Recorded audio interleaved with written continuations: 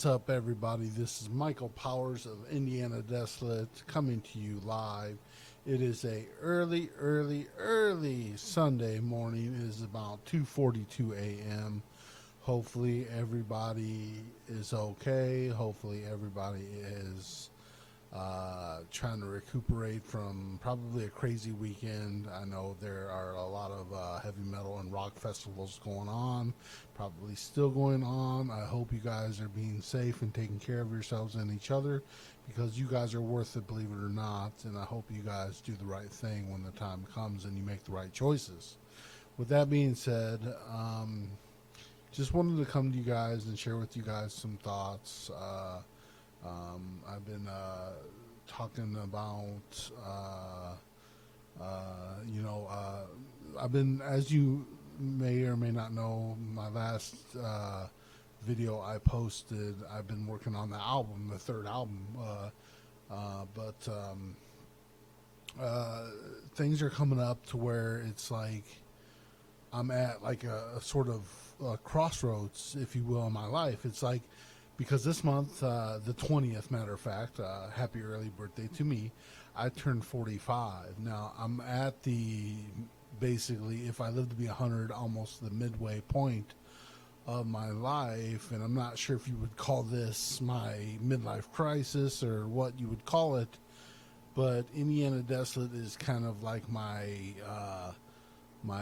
dream, my vision, my goal, to help people with music, heavy metal music, and try to better my life, better my situation, better my reality that I face every day that I live, being like a hamster in a wheel, sort of running in place but not going anywhere with my life. And so feeling like I have no purpose, no vision, no dream, without Indiana Desolate, that kind of gave me purpose and focus in my life. And so I'm at a crossroads and a point now to where it's like, okay, you're coming up on some bumpy roads, and money's going to get real tight. I've got my home, which I need to record the album in. I need the studio to be able to make the album, make the music for the fans.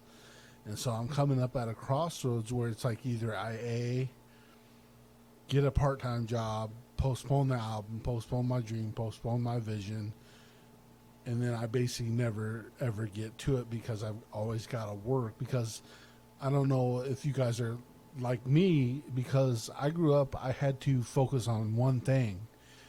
And when I fully focused on that one thing, I could really do well and really achieve great success at focusing all my mind, attention, and devotion to that one goal. And because, for example, when I was in high school, I went through high school, I was the lone kid. I had a very few select friends.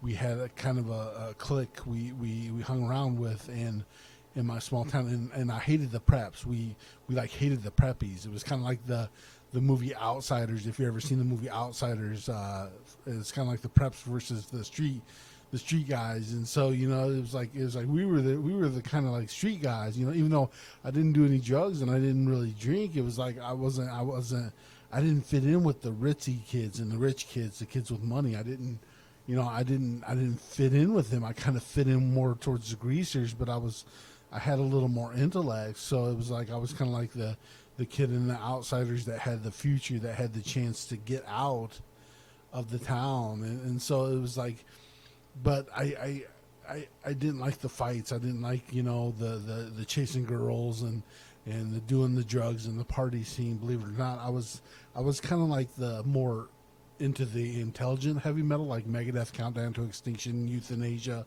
More into the intelligent side of heavy metal and the intellectual side of heavy metal, rather than the stoner party, till you puke your guts out heavy metal. I was more of the, kind of like angry, upset, pissed off heavy metal and intellectual heavy metal than the glam, Motley Crue, stuff like that. So it was kind of like, so we saying all that, when I was in school, I didn't do well because I was basically my teachers I didn't really like. I didn't really. A lot of it, honestly, was their teaching style because certain teachers would ride my ass really hard because I wasn't learning as fast as the other kids in the class. Because you would have some kids that were just super intelligent and like like one chick I remember in geography class, which I freaking hated. I hated geography. She sat at the front of the class, and I remember her name was Kirsten, and she always hated me because I would fuck off in class, and I hated that class, and I didn't need that class to graduate. So I was like, fuck this class. I don't care. I don't like the teacher. He's a know-it-all, and she's a know-it-all suck ass, and she kisses his ass. I don't like her. She's a preppy. She sucks his asshole. So I was like, fuck you. I can do what I want. So I would deliberately like botch my tests and put the weirdest, shittiest answers on my test. And he would be like, why are you even in this class? I was like, well, because I have to take it. It's like, you got to put up with me. And so, it was teachers like him who really didn't take the time to adjust their style or, have patience with kids like myself who weren't as fast learners, but when I got it, I really had it and I didn't forget it. So it was kind of like once I had it down, it was like there for good, So and I had one math teacher because I was horrible at math. So it was like I had one math teacher who was really, really cool, and I kind of had a thing for her because she was kind of hot, But I don't know if she realized that, but I thought she was kind of sexy, and she would write like the perfect attendance slips because I was in the office, and she was like so like neat, punctual. She had her shit together, and she really taught well, and she really taught a slow and methodical approach, and I really could ask questions and focus and learn the steps of pre-algebra with her, and her teaching style was great, and I aced that class because it was so awesome. It was like her teaching style was totally different, slow, methodical, and that way I learned and understood things at my pace, and I nailed it. And I got a freaking like A+ or A- in the class for the whole semester, So it wasn't that I couldn't do it. It was the teaching methods and teaching styles. And so once I focused, because what I did is my mom, thank goodness for my mom, because I told my mom, I said, Mom, I want to graduate. I said, I would like to graduate. I'd like to get a high school diploma. I would like to at least do that in my life, and to say that I can and am able to. And she said, I respect that. And she said, what I'll do is I'll let you focus on school your last year of high school, and so that way you can, she said, I'll let you skip work for the last year of your school year and let you do good. And so what I did is I went into a alternative education program. I dropped out of regular high school, and of course I became a statistic, and I was kind of scared because that was a scary kind of approach. And in my hometown of Decatur, Michigan, yes, what's up, Decatur? I dropped out, and I enrolled in alternative education high school there in Decatur, Michigan, and it was super awesome. It was down to where it was one cool teacher for one class, and we had only a few students. It was super cool because I could get up at like noon, go to the Votech Center, go to my cooking class at Votech Center, and then come back in the evening and do my general education classes, which was like math, science, history, geography, all that, government, stuff like that. So it was super cool. It was so awesome, and it gave me a chance as a student to finally get the one-on-one and the focus and the energy, and once I focused on that individually, I focused on that one goal. I was on the honor roll. I was like the prep kid in alternative education. I was like, oh, now you're the prep. Like literally, I was like the guy in alternative education that they disliked and they hated, because it was like, oh, you dropped out of that school and you came here, and you're now the prep in this school. So it was kind of like they didn't. A lot of the kids in alternative education didn't like me because I focused on one thing, and I was nailing that one thing. And like I said, I was on the honor roll every marking period, A's and B's straight all the way through, and I graduated, thank goodness. But so when I focus my mind on one thing, and that's what I'm trying to say, I said all that to say this, is that if I work part-time, not only do I not focus on the music in a future for Indianadesolate and heavy metal music, I am taking away from heavy metal music and the production of the third album. And so I've told some of my friends, I said, I don't, and I've said, what should I do? Because I'm coming up at a crossroads in my life and in my time and in my world to where I've got to make a decision. And and I've thought of things artists have said. Dave Mustaine has said before in interviews and stuff before that a lot of people are miserable because they don't pursue their dreams, they don't pursue their passions, and not that I want to be a starving artist, but I'm going to choose the music because it's like, and somebody will say, well, you're not that good. Well, they haven't heard me play guitar, they haven't seen me play guitar. They just heard what music we made on that album, in each album. So they haven't witnessed me play guitar at all. So it's like they don't know how good I am of a musician. They don't know how good of a guitar player I actually am until they see me live and see me play live. So they don't know that. And so, and playing parts of a song that I've created in concert, that also doesn't display my entire guitar ability to play the instrument. So I am a very good guitar player, I feel, and think I practiced for years. So it's like that's all I would do sometimes is other guys would be out partying, chasing, Pooh Nanny and Tail and Dope, and I'd be in my room jamming on the guitar, trying to learn a lick on guitar. And so it'd be like, I tried to stay focused. And I mean, if you asked all my buddies from Decatur, they would say, man, Mike never really got in our band, but every time he picked up the guitar, man, he was always jamming Megadeth riffs. That was like one of my nicknames in Decatur High School was Megadeth Mike. And I've got the tattoo here on my right arm and the Megadeth logo in blue.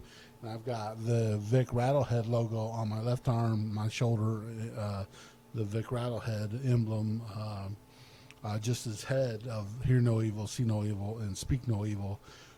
So I was a huge Megadeth fan, and I was learning Dave Mustaine's patterns and styles and techniques and stuff like that, learning that for a reason.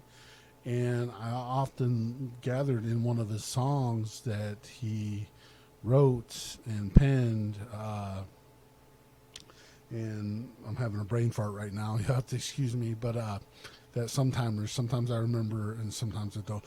Burning Bridges. It's off of the World Needs a Hero album, and that is a great album by Mustaine. And I look at more of his personal writings than the whole group writings because I'm more of a fan of Dave Mustaine than Megadeth sometimes because I've, like I said, for years looked up to Dave Mustaine because my real dad wasn't there. And so all I had to turn to in my darkest times sometimes was that music to be there for me.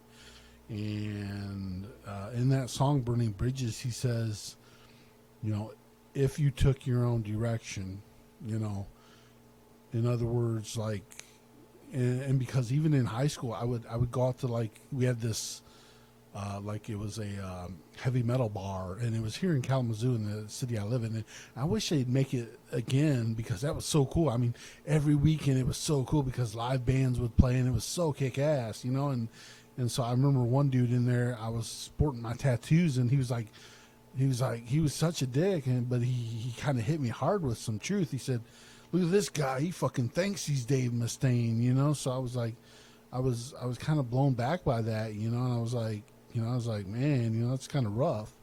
And so I took that advice from that song Dave Mustaine wrote called Burning Bridges, and I tried to apply that to my life. And he says in that chorus, he says, if you took your own direction, and so that's what I tried to do with Indianadesolate. I tried to start my own direction and not be a Dave Mustaine clone, but take my lyrics, my thoughts, my personal soulful feelings, and try to apply them to guitar and express that in a musical way, in a heavy metal way, and express those feelings and thoughts and soul in a musical outlet and way that is creative and very good. And so that's what I did. And the rest of that chorus goes, if you took your own direction, if you follow your advice, something like that. If you,